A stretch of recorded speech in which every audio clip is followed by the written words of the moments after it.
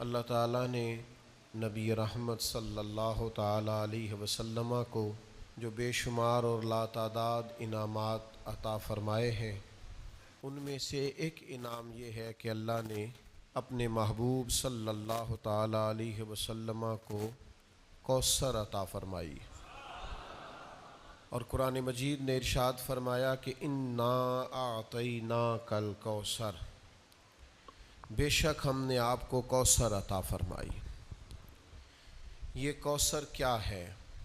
ایک تو اس کے بارے میں کئی اقوال ہیں۔ ایک قول یہ ہے کہ جنت میں ایک نہر ہے جس کو کوثر کہا جاتا ہے،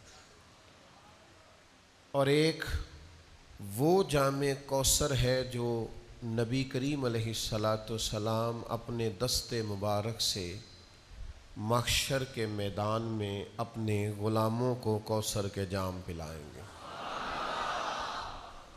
لوگ جب پسینوں میں شرابور ہوں گے، محشر کی گرمی اور شدت سے نڈھال ہوں گے، تو جو مقامات جن پر رسالت مآب صلی اللہ تعالی علیہ وسلم کی زیارت لوگوں کو نصیب ہوگی اور حضور سے ملاقات ہوگی، ان میں سے ایک جگہ وہ ہے جسے حوض کوثر کہا جاتا ہے۔ اے ساقی تیری خیر، تیرے میں کدے کی خیر، ایسی پلا کہ جس کا نشہ عمر بھر رہے۔ اور پھر اقبال کہتے ہیں کہ پلا کے گرانا تو سب کو آتا ہے، مزہ تو تب ہے کہ گرتوں کو تھام لے ساقی۔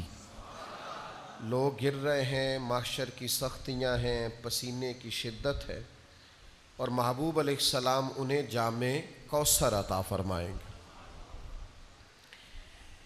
حضرت انس بن مالک رضی اللہ تعالیٰ عنہ کی حدیث ترمذی میں موجود ہے۔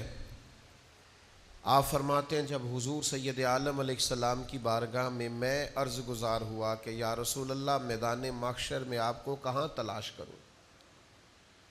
تو اللہ کے حبیب علیہ السلام نے ارشاد فرمایا پل صراط پہ آ جانا۔